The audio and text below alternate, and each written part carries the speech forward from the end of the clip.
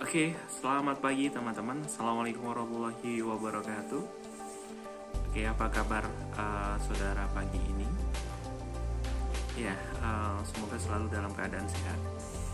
Nah, minggu lalu kita sudah memberikan kuliah mengenai minoritas dan mayoritas dan relasi antara mayoritas dan minoritas tersebut.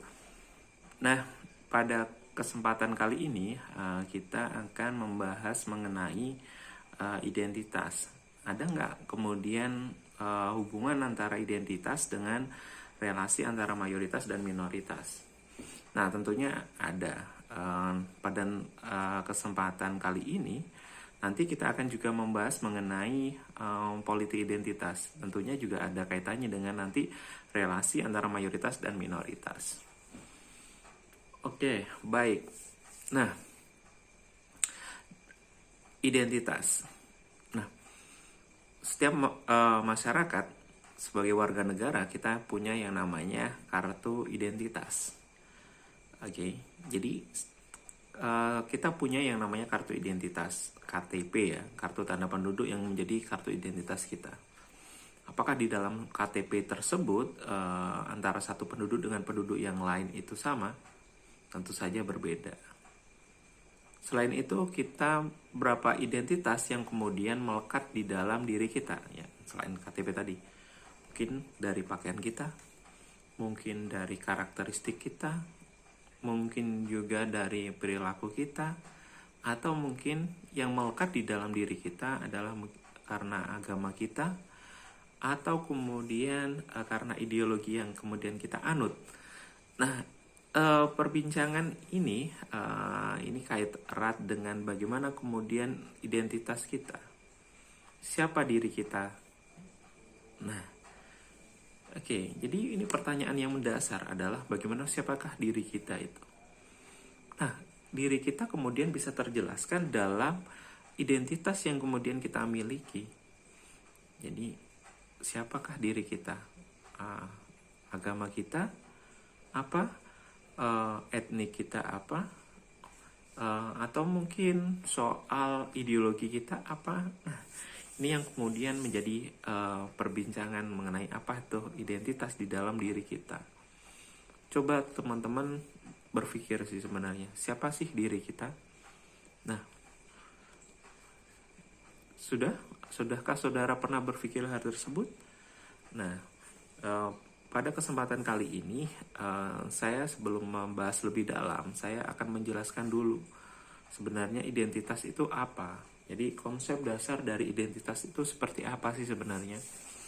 Oke, apa yang kemudian dimaksud dengan identitas? Nah, ini yang menjadi penting. Jadi, oke, saudara sudah mengerti sebelumnya apa itu identitas? Secara etimologi, identitas itu dari kata identity.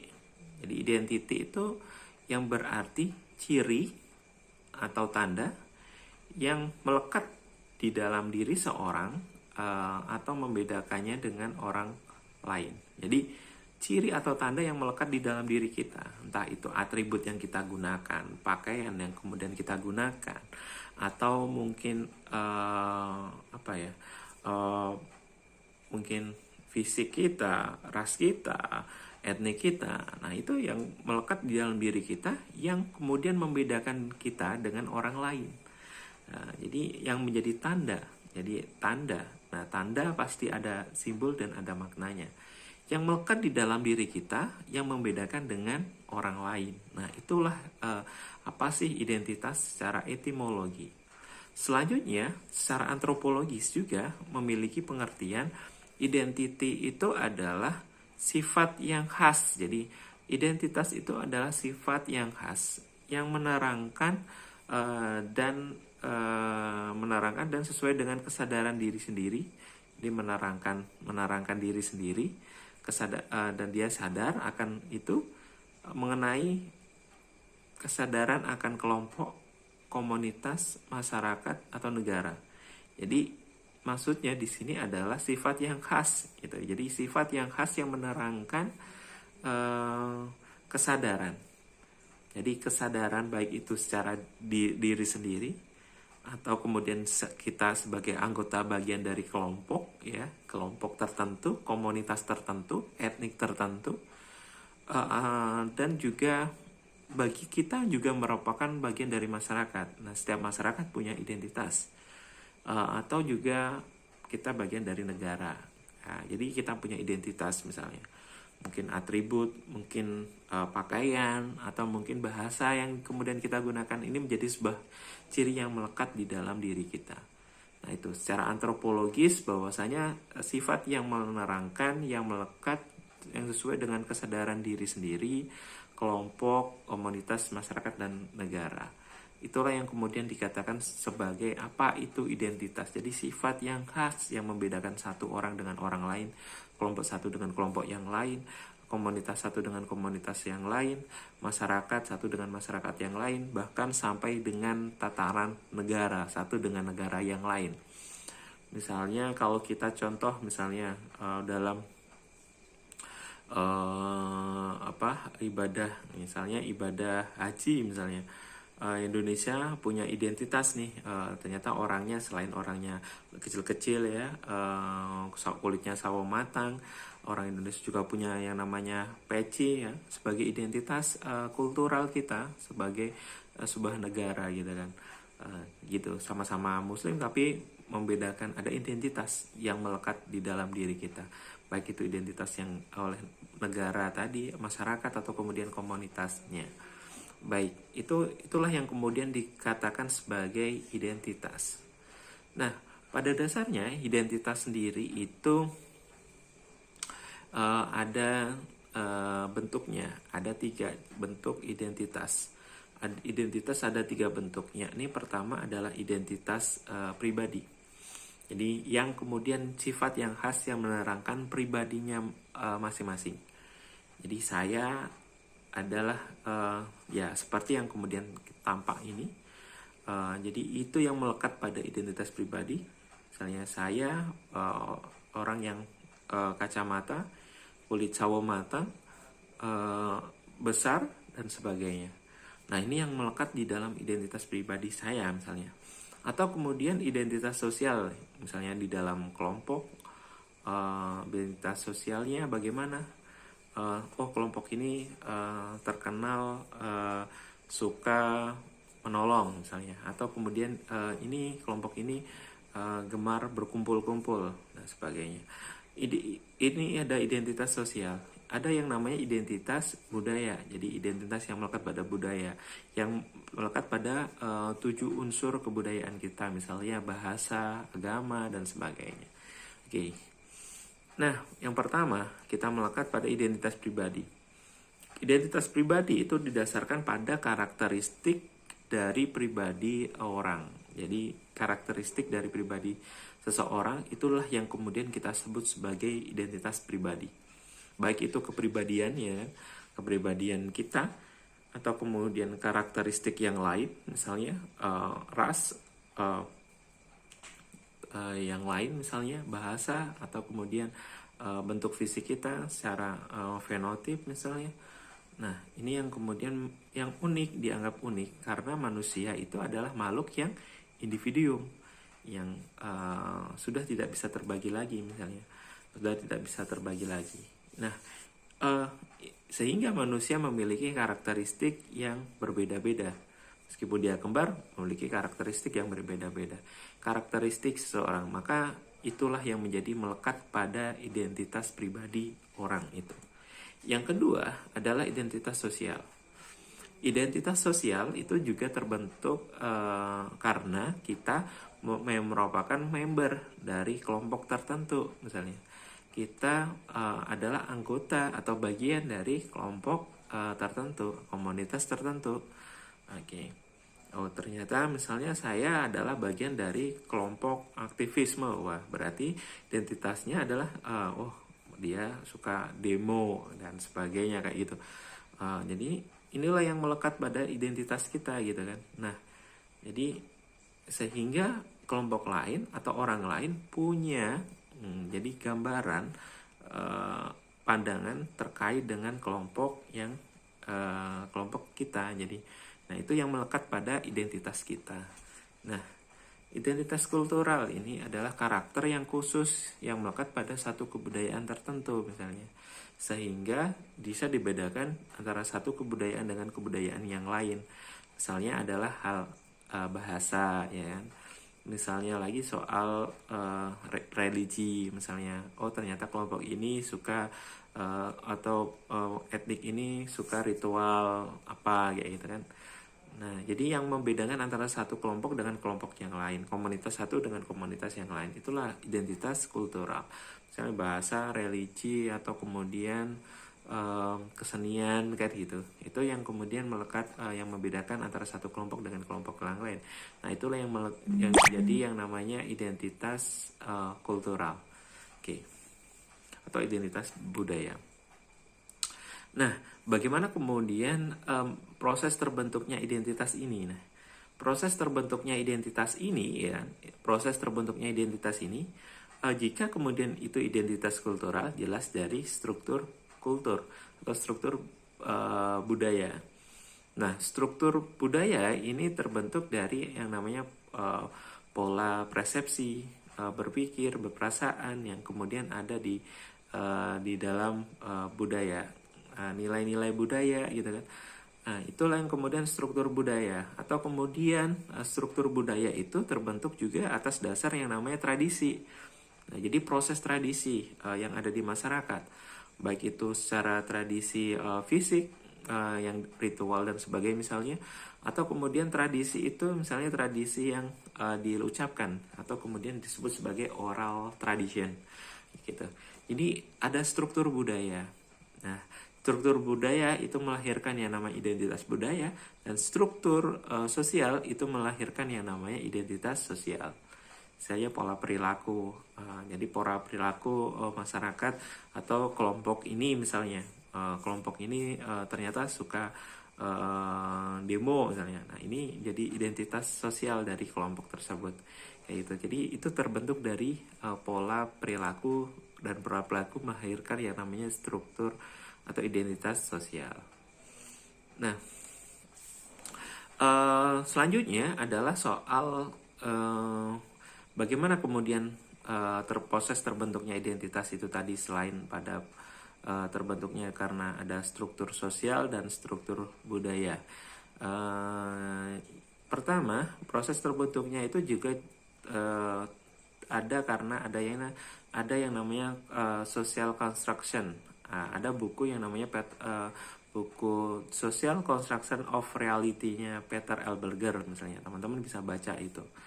Atau kemudian identitas itu juga karena ada yang namanya mobilitas. Jadi ada mobilitas dalam faktor reproduksi identitas. Jadi ada pergerakan misalnya, ada keluar, ada masuk dan sebagainya. Ada mobilitas sosial, ada mobilitas secara fisik dan sebagainya.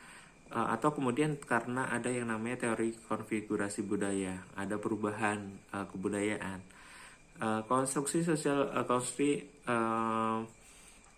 jadi proses terbentuknya identitas itu juga karena faktor adanya konstruksi budaya. Karena ada konstruksi yang melekat di dalam kebudayaan tersebut, maka identitas itu akan muncul. Maka yang kemudian disebut adalah social construction of reality. Nah, jadi itulah yang kemudian konsep dasar dan proses bagaimana kemudian proses terbentuknya yang namanya identitas. Baik, itu tadi gambaran terkait konsep dasar dan proses terbentuknya yang namanya identitas. Nah, selanjutnya kita akan membahas mengenai yang namanya politik identitas. Nah, ini yang pembahasan ini menjadi yang sering dibicarakan orang sih. Apa itu politik identitas? Nah, apa sih politik identitas, dan bagaimana kemudian kaitannya dengan masa depan multikulturalisme, atau kemudian kaitannya dengan bagaimana realita multikulturalisme dengan politik identitas. Nah, apakah kemudian politik identitas itu menjadi problem di tengah berkembangnya masyarakat yang multikulturalis, atau kira-kira politik identitas itu membahayakan sebenarnya nasionalisme dan multikulturalisme atau pluralisme? Nah, ini yang menjadi problem. Teman-teman bisa membaca referensi-referensi terkait dengan hal ini misalnya. Nah, politik identitas sendiri, gitu kan? Politik identitas sendiri belum jelas sih sebenarnya awalnya dari siapa konsepnya. Tetapi sudah ada di Amerika sejak 1960-an. Salah satu pencetusnya adalah L.A. Kaufman. L.A. Kaufman menjelaskan hakikat politik identitas itu tentang melacak asal mula gerakan mahasiswa. Pada saat itu ada gerakan mahasiswa yang kemudian disebut sebagai dikenal dengan istilah SNCC. SNCC itu adalah The Student Novel Non-Violence Coordinating Committee. The Student Non-Violence Coordinating Committee, atau sebuah organisasi terkait dengan hak-hak sipil di Amerika pada tahun 1960. Gerakan ini bertujuan bagaimana kemudian sebenarnya muncul akibat ada yang namanya dominasi, akibat adanya yang namanya minoritas dan mayoritas, ada yang subordinasi, yang ordinasi, kayak gitu. Jadi ada dominasi yang besar para kaum kulit putih ya, sehingga ada kekerasan terhadap para kaum minoritas pada saat itu, sehingga disinilah terjadinya marginalisasi. Banyak penduduk Amerika yang termarginalkan, termasuk di dalamnya adalah kaum kulit hitam. Makanya kemudian ada gerakan itu. Nah, gerakan inilah yang kemudian dikatakan sebagai salah satu gerakan yang dikatakan gerakan politik identitas yang pertama. Jadi gerakan politik identitas. Jadi gerakan identitas yang mengatakan dirinya adalah The Student Non-Violence Coordinating Committee. Ada hal yang kemudian lebih ekstrim lagi dari politik identitas. Sekitar tahun yang sama ya, 60-an juga, dan ini terkait erat dengan sejarah perkembangan multikulturalisme. Kita tahu pada awal kemarin saya jelaskan sejarah perkembangan multikulturalisme diawali di Kanada dengan Canadian Friends, di mana pada saat itu orang mayoritas sebenarnya orang Kanada itu sudah berbahasa Inggris ya, tetapi sebagian minoritas ada orang Kanada yang berbahasa Prancis dan berkebudayaan Prancis. Sehingga pada saat itu muncullah gerakan-gerakan di sini. Salah satunya adalah multikulturalisme, dan juga ini yang kemudian juga dikatakan sebagai politik identitas ya. Jadi identitas kultural yang kemudian menjadi muncul ya kan. Kalau di NSCC itu adalah identitas sosial gitu yang kemudian menonjol. Nah, identitas kultural di sini akhirnya terjadi banyak muncul gerakan multikulturalisme atau politik identitas yang kemudian menginginkan sebenarnya adalah mereka memisahkan diri dari Kanada. Jadi dia di Quebec dia bagaimana kemudian dia ingin memisahkan diri dari Kanada gitu kan. Jadi orang yang berbudaya Prancis, berbahasa Prancis ingin memisahkan diri dari Kanada yang mayoritas di sana Inggris. Nah, banyak sekali gerakan-gerakan politik identitas yang ada di dunia ini gitu kan. Bagaimana kemudian kita lihat sejarah misalnya sejarah Uni Soviet, kehancuran Uni Soviet di beberapa negara, misalnya salah satunya di negara Afghanistan. Bagaimana kemudian Afghanistan Afghanistan itu kemudian merupakan termasuk di negara yang dikuasai oleh Uni Soviet yang berpaham komunis. Nah, akhirnya muncullah yang namanya gerakan identitas, politik identitas yang mengatasnamakan kaum mujahidin. di Afghanistan, yang sebenarnya ditenggarai mereka merupakan disupport oleh Amerika untuk keluar dari belenggu komunisme pada saat itu. Nah, sebenarnya disupport oleh Amerika, sehingga tapi kemudian akhirnya berhasil lah kembali kemudian Afghanistan menjadi negara Muslim. Jadi disinilah akhirnya terjadi perang dingin antara pengaruh komunisme dengan Muslim tadi. Nah, nah itu. Jadi banyak sekali sejarah panjang politik identitas di sini. Politik identitas yang ada di dunia yang kemudian juga mengubah tatanan negara dengan cara atau kemudian menggunakan identitas, baik itu identitas sosial maupun identitas kultural. Gerakan-gerakan ini mungkin bersifat emansipatoris atau kemudian mencoba mendobrak dominasi yang ada. Tapi pada dasarnya gerakan politik identitas itu karena tadi muncul karena adanya dominasi kekuasaan, bukan hanya soal dominasi kuantitas ya, tetapi bagaimana kemudian relasinya adalah relasi power gitu. Nah, ini menjadi menarik misalnya bagaimana kemudian politik identitas ini muncul lagi di kita di berbagai gerakan-gerakan keagamaan muncul. Nah, teman-teman bisa kemudian mencermati hal itu. Bagaimana kemudian, apakah kemudian ini menjadi sebuah tantangan di dalam multikulturalisme? Tentunya iya. Jadi dalam masyarakat multikulturalisme, gerakan politik identitas menjadi satu bagian dari mendobrak dominasi, tetapi kemudian juga menjadi satu tantangan tersendiri di dalam masyarakat yang multikultural dan plural kayak gitu.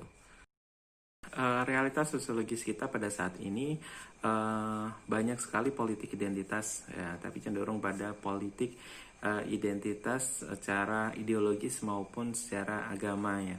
Banyak sekali jalan-jalan politik yang kemudian dilakukan dengan menggunakan identitas agama melalui partai politik yang berbasiskan pada agama yang kemudian atau kemudian dengan jalan kelompok-kelompok keagamaan. Misalnya ada banyak kelompok keagamaan dengan cara bukan dengan berpolitik, tetapi juga kaitannya dengan gerakan sosial, gerakan yang dimobilisasi atau bersifat kritik terhadap pemerintah ya kan. Nah, jalan yang berbeda, banyak jalan yang kemudian berbeda. Nah, di sini yang kemudian menjadi menarik kita cermati realita politik identitas pada saat ini. Bagaimana kemudian realita politik identitas pada saat ini di negara kita. Oke, jadi identitas kita itu cenderung pada saat ini secara sosiologis cenderung hanya pada kelompok sosial, atau kemudian kita bagian dari komunitas tertentu, atau bagian dari ideologi tertentu, atau juga bagian dari agama. Nah, meskipun pada dasarnya identitas kita itu banyak sekali sebenarnya. Identitas yang melekat di dalam diri kita, baik itu identitas individu, identitas budaya, maupun identitas sosial gitu. Saya sarankan teman-teman lebih banyak membaca terkait dengan identitas ini, karena jika cuma mengandalkan dari tayangan ini sangat sedikit sekali ilmu yang kemudian didapatkan. Baik, seperti itu. Oke. Cukup sekian ya pembahasan terkait dengan identitas dan kaitannya dengan pada masyarakat multikultural. Ketemu pada sesi selanjutnya, pada pertemuan selanjutnya. Oke, sekian, terima kasih sudah menyimak tayangan ini. Wassalamualaikum warahmatullahi wabarakatuh.